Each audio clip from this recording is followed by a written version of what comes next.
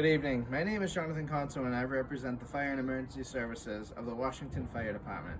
As we know, there has been a great travesty of a train derailment carrying sodium hydroxide. The cause of the crash is unknown and still being investigated. Our local firefighters sprang into action when the call went out. Our department is understaffed, but they showed great heroism and initiative. These men and women put themselves into a hazardous situation and were able to save a nursing home full of bedbound patients that were unable to care for themselves. They protected this nursing home from a highly caustic chemical spill. The firefighters knew from the past that this nursing home was prone to flooding, and the spill could most certainly enter the building, causing harm to human life and property destruction.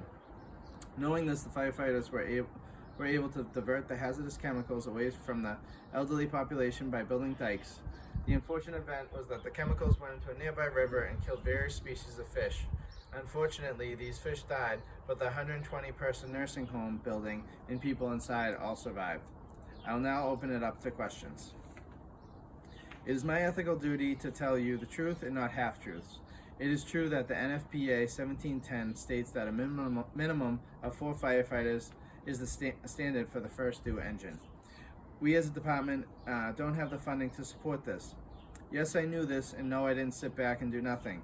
I have taken action and continually requested grants from the government in order to increase the numbers, only to get shot down. I have urged in town meetings to increase staffing, but were voted down. Increasing staffing would subsequently increase the taxes. The public didn't want to pay more for public safety. These events going forward should hopefully open the public's eyes of potential dangers that need to be prepared for with accurate funding to support accurate number of firefighters to respond. Next question. The question this reporter had was the Washington Fire Department did not comply with training for hazardous materials and also entering hot zones without proper training. All firefighters in the state of Washington go through an intense firefighter academy. During this academy, they are required to pass Firefighter 1 and Firefighter 2. Firefighter 1 is basic tactics of fire suppression, while Firefighter 2 requires the passing of a hazardous materials awareness and operation course called HAZMAT. Sodium hydroxide is non-combustible, which means it's not flammable, but is highly caustic, which means it can eat through material. The standard protective equipment was provided for our firefighters, along with rubber boots and SCBAs. The firefighters use proper decon and washing of the gear. We as a department are working with OSHA to increase our training and awareness of the hazardous materials. These firefighters put themselves in harm's way and protected an elderly population that couldn't protect themselves. They did the greatest good for the most amount of people. Human life is the most important thing than anything else, and that is what these men and women did.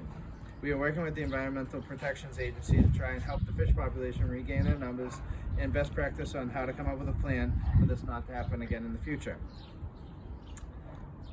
Those of the public and those elected officials feel as though they don't fully understand what the fire department does. My door is always open to any questions that may arise. What I can tell you is that we have a great fire department with great leaders. These people lead by example and train hard and take this job very seriously. The job of a firefighter must be physically and mentally demanding. Their job never is straightforward and is always changing. They must be able to adapt to any situation to get this job done. The firefighters don't just put out fires. They respond to lockouts of people's homes, lift assists, multiple medical calls of all ages, down wires in the street, water leaks in homes, hazardous materials, panel alarms, CO meters, and much more. They are always at the ready 24 hours a day, 7 days a week. Thank you for your time.